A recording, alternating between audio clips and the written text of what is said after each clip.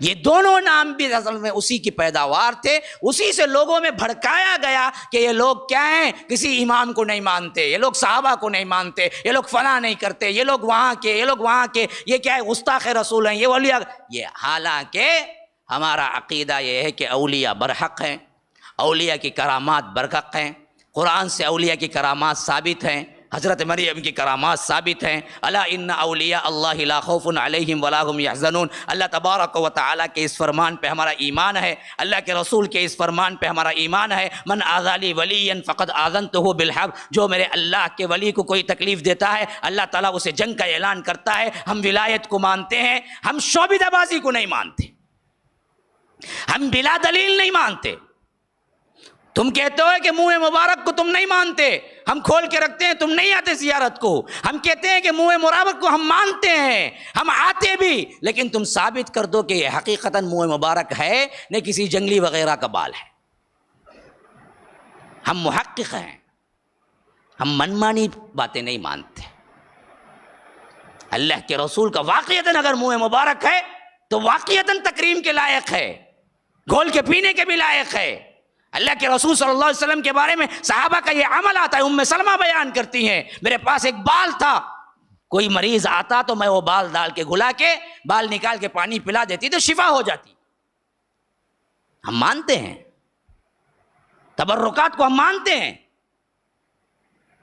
حقیقتاً ہو تب، نہیں تو نہیں۔ ام حرام بنت ملحان، ان کے گھر میں اللہ کے رسول آ کے سویا کرتے تھے، کہتی ہیں کہ جب سوتے تھے تو وہ چبوترے پہ سوتے تھے تو ڈائریکٹ کیا ہے روشنی پڑتی تھی سورج کی، جس کی گرمی سے اللہ کے رسول کا پسینہ نکلتا تھا، تو میں شیشی میں اتار لیتی تھی پسینہ۔ اللہ کے رسول کی اچانک آنکھ کھل گئی تو کہا کہ کیا کر رہی ہو؟ کہا کہ اللہ کے رسول آپ کا پسینہ میں شیشے میں محفوظ کر رہی۔ پوچھا کیوں؟ کہا کہ آپ کے پسینے کی خوشبو ایسی ہے کہ ہم بڑے بڑے عطروں میں ایک قطرہ ملاتے ہیں تو اس کی خوشبو اور دوبارہ ہو جاتی ہے۔ تو اللہ کے رسول مسکرا کے خاموش رہ گئے۔ تو اللہ کے رسول کا پسینہ تبرک ہے، وہ پسینے کا ایک قطرہ بڑے بڑے عطر کی شیشیوں میں ایک قطرہ ڈالتے تھے تو صحابیہ بیان کرتی ہیں کہ اس کا جو خوشبو کا مزہ تھا، جو خوشبو تھی وہ بالکل الگ ہو جاتی تھی، ویسے خوبصورت خوشبو ہو جاتی تھی۔ اللہ کے رسول صلی اللہ علیہ وسلم تھوکتے تو صحابہ ہاتھ میں لیتے تھے، نیچے پڑنے نہیں دیتے تھے اور تھوک کو مل لیتے تھے۔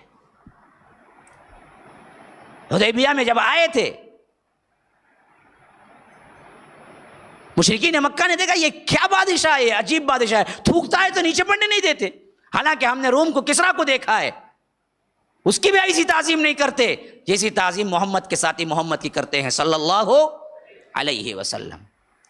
تو صحابہ سے باقاعدہ طور پر ثابت ہے، تبرک کو تبرک، ہم بھی مانتے ہیں تبرک اگر ہو۔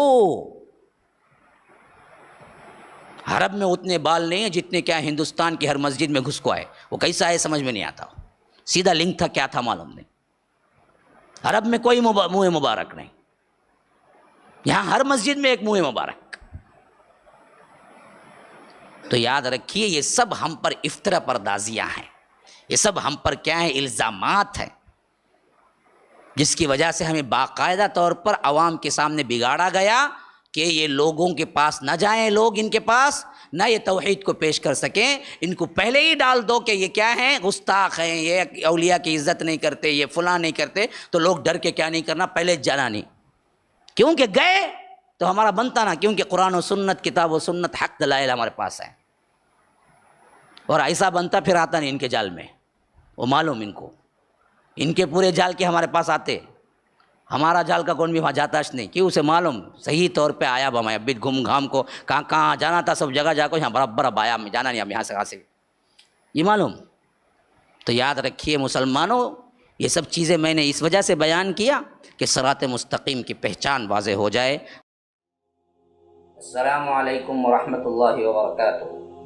ناظرین کرام، مرکز السلام کے اس چینل کو ابھی تک جنہوں نے سبسکرائب نہیں کیا ہے، برائے مہربانی سبسکرائب کریں، اور ہر دن کی اپڈیٹ کے لیے آپ بیل بٹن دبا کر ہمارے ساتھ تعاون فرمائیں۔ جزاکم اللہ خیرا۔